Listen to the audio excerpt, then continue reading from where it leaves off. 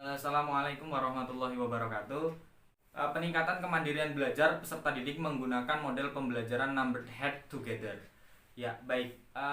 Menyadari betapa pentingnya dan besarnya peranan pendidikan, gitu, maka kualitas pendidikan itu harus ditingkatkan. Dan peningkatan kualitas pendidikan ini tidak terlepas dari pembelajaran atau proses-proses pembelajaran yang dilaksanakan di kelas. Yang pembelajaran tersebut tentu saja melibatkan interaksi antara guru dengan peserta didik. Nah, di sini guru ini memegang peranan yang sangat penting dalam pendidikan dan pengajaran yang ada di sekolah. Oleh karena itu, keterampilan mengajar agar dapat mendidik seorang peserta didik dengan harapan dapat menjadi individu yang berkembang dan mandiri. Inilah yang kemudian kita harapkan sebagai guru untuk mendidik peserta didik. Nah, keberhasilan belajar siswa atau peserta didik itu tidak semata-mata ditentukan oleh kemampuan yang dimiliki, tetapi juga ditentukan oleh perbuatan belajar ataupun motivasi yang ada pada siswa itu sendiri. Nah, yang harus digarisbawahi di sini adalah belajar yang baik itu harus timbul dari keinginan siswa sendiri untuk mempelajari sesuatu. Akan berbeda jika belajar itu dipaksa, terpaksa, bahkan juga keduanya atau dipaksa dan terpaksa. Maka ini yang harus kita garis bawahi bahwa belajar yang baik itu harus timbul dari keinginan siswa sendiri untuk mempelajari sesuatu.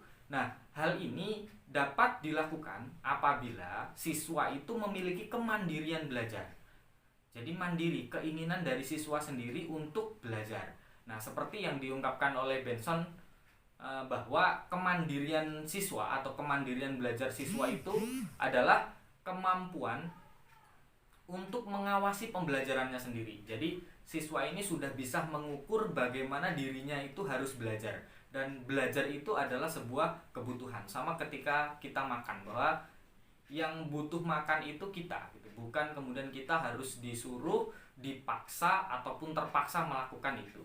Nah, dengan demikian kemandirian siswa ini yang mencerminkan kesadaran siswa, gitu ya. Jadi mencerminkan kesadaran siswa dalam memenuhi kebutuhan belajarnya sendiri merupakan hal yang sangat penting.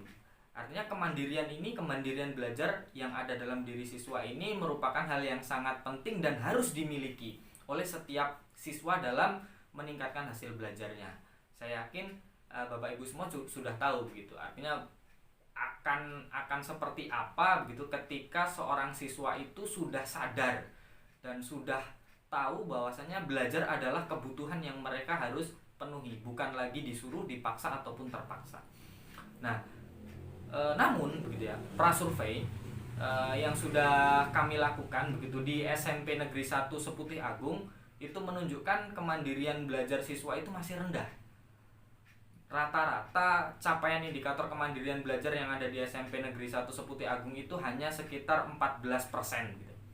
Hanya sekitar 14% dan masih jauh dari rata-rata yang kita harapkan, yaitu sekitar 70%. Nah, kemandirian belajar apa yang kemudian kita sudah lakukan atau kita ukur untuk dalam penelitian ini? Yang pertama yaitu aspek membaca buku teks pelajaran. Nah, jadi seberapa mau peserta didik itu tanpa disuruh tapi mempelajari atau membuka teks pelajaran, buku teks pelajaran. Itu yang pertama. Yang kedua yaitu menjawab pertanyaan guru. Yang ketiga yaitu mengerjakan lembar kerja yang setelah kami siapkan. Sedangkan yang keempat yaitu mempresentasikan hasil diskusi kelompok. Yang kelima yaitu bertanya kepada siswa yang melakukan presentasi. Nah, itu aspek-aspek yang kita ukur untuk mengukur tingkat kemandirian belajar siswa di SMP Negeri 1 Seputih Agung. Nah, dalam menerapkan model pembelajaran NHT ini, siswa dilibatkan secara langsung sehingga masing-masing siswa itu memperoleh pengetahuan dan pengalaman belajarnya. Nah, model pembelajaran NHT ini menuntut siswa untuk aktif dalam kelompok. Mereka bertanggung jawab penuh terhadap soal yang diberikan. Baik. Nah, hal ini sejalan dengan yang disampaikan oleh Hardianti yang menyatakan bahwa pembelajaran numbered head together ini membantu siswa untuk berperan aktif dalam pembelajaran yang membentuk rasa tanggung jawab siswa itu sendiri. Nah, kemudian Hardianti juga menegaskan bahwa tahap akhir dari penerapan model pembelajaran numbered head together ini, siswa itu terbagi menjadi beberapa kelompok, sehingga masing-masing kelompok itu mempunyai kemampuan yang heterogen.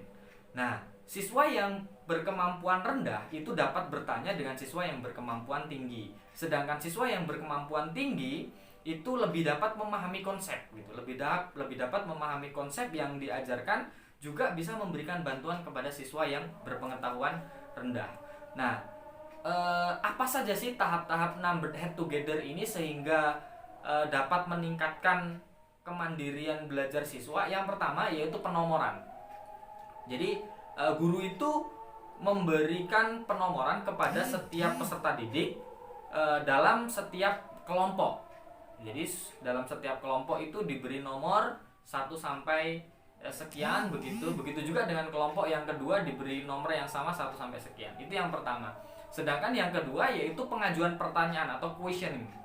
Nah, pengajuan pertanyaan ini maksudnya adalah guru itu mengajukan pertanyaan kepada siswa begitu. Guru mengajukan pertanyaan kepada siswa. Nah, pertanyaannya ini dapat bervariasi, yang bersifat spesifik, juga bisa juga yang bersifat umum.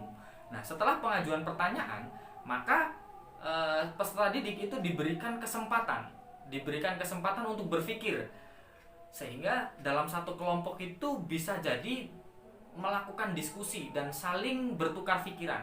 Karena kenapa? Karena khawatirnya adalah di langkah yang kelima, yaitu answering, pemberian jawaban. Nah, guru itu akan menyebut nomor 1 atau 2 atau 3 atau 4 yang ada dalam satu kelompok itu, di mana siswa atau peserta didik yang berada dalam kelompok merasa bertanggung jawab atas pertanyaan yang tadi diberikan, dan mereka mau tidak mau harus mempunyai jawaban. Maka dari itu peserta didik mau tidak mau harus berdiskusi, kemudian harus mencari jawabannya sendiri, bertanggung jawab bahwasanya dia bisa menjawab. Sehingga ketika guru menyebutkan angka 1, 2 atau 3, peserta didik itu dapat memberikan jawaban yang benar. Nah, teknik analisis data yang kita lakukan yaitu menggunakan data kualitatif, di mana data kemandirian belajar siswa ini diperoleh dari hasil pengamatan melalui lembar aktivitas belajar mandiri siswa, yaitu siswa dikatakan mandiri dalam pembelajaran jika memenuhi tiga aspek dari 5 aspek yang kita sediakan tadi di awal tadi. Nah, penelitian ini dilakukan di SMP Negeri 1 Seputih Agung, Kecamatan Seputih Agung, Lampung Tengah. Ya, penelitian ini dilakukan pada siswa kelas 8D yang berjumlah 33, yang terdiri dari 15 siswa perempuan dan 18 siswa laki-laki. Tingkat kemampuan belajar mereka heterogen. Dalam proses pembelajaran siswa ini akan dikelompokkan menjadi 5 kelompok, dan dalam kelompok ini terdiri dari 6 sampai 7 siswa. Nah, pengelompokan siswa ini berdasarkan hasil nilai ulangan harian 2, sehingga dalam setiap kelompok kemampuan masing-masing individu itu beragam. Nah, tiap-tiap kelompok ini terdiri dari 2 orang berkemampuan tinggi, 2 orang berkemampuan sedang, dan 3 orang berkemampuan rendah. Nah, penelitian ini dilakukan dalam 3 siklus, yang dalam setiap siklusnya itu terdiri dari 4 tahap, yaitu perencanaan, pelaksanaan, observasi, dan refleksi. Nah, dalam pelaksanaannya setiap siklus terdiri dari 2 kali pertemuan untuk pembelajaran menggunakan numbered head together, dan 1 kali pertemuan untuk tes siklus yang pertama. Dari hasil penelitian yang sudah kita lakukan, maka diperoleh poin-poin atau kriteria dari pengukuran hasil kemandirian belajar siswa. Yang pertama yaitu aspek membaca buku teks pelajaran. Nah, capaian siswa sudah mencapai 100% begitu ya pada pertemuan kedua, dan bertahan sampai pertemuan terakhir di siklus 2. Nah, hasil ini sejalan dengan yang dikemukakan oleh Ibrahim, bahwa pembelajaran numbered head together ini siswa dilibatkan dalam menelaah bahan yang cakup dalam suatu pembelajaran untuk mengecek pemahaman mereka gitu, terkait dengan isi pembelajaran tersebut. Nah, mau tidak mau ketika pembelajaran itu dilakukan, maka di sini data menunjukkan bahwasannya berhasil. Semua siswa itu membuka dengan sendirinya buku teks pelajaran yang ada isinya terkait dengan pertanyaan yang kita ajukan. Yang kedua yaitu menjawab pertanyaan yang diajukan oleh guru. Nah, di sini peningkatannya bisa sampai 27% dan 54% pada pertemuan terakhir, artinya mengalami peningkatan terus. Artinya siswa ini selalu berusaha untuk menjawab pertanyaan yang diajukan oleh guru, karena mau tidak mau peserta didik sudah berdiskusi dengan temannya dan kemudian bertanggung jawab atas pertanyaan yang diberikan oleh guru, kemudian mempunyai semangat untuk menjawabnya. Nah, yang ketiga yaitu mengerjakan lembar kerja yang disediakan. Nah, di aspek ini hampir 100% dari peserta didik itu mengerjakan semua lembar kerja yang diberikan oleh guru pada saat penelitian ini. Dan selanjutnya yang keempat itu mempresentasikan hasil diskusi kelompok. Nah, walaupun tidak banyak peningkatannya ketika menyampaikan, tapi sudah mencapai 50% gitu ya di akhir pertemuan, bahwa setiap kelompok sudah ada perwakilan untuk menyampaikan hasil diskusinya. Nah, kemudian yang terakhir yaitu bertanya kepada siswa yang melakukan presentasi. Nah, ketika ada yang presentasi, maka beberapa siswa juga sudah mulai memberikan tanggapannya, memberikan pertanyaannya, atau bahkan juga meluruskan atau ada yang memberikan pendapat. Ini mencapai 61% pada saat di siklus 2 di pertemuan terakhir. Nah, dari peningkatan ini maka dapat kita simpulkan bahwa penelitian tindakan kelas ini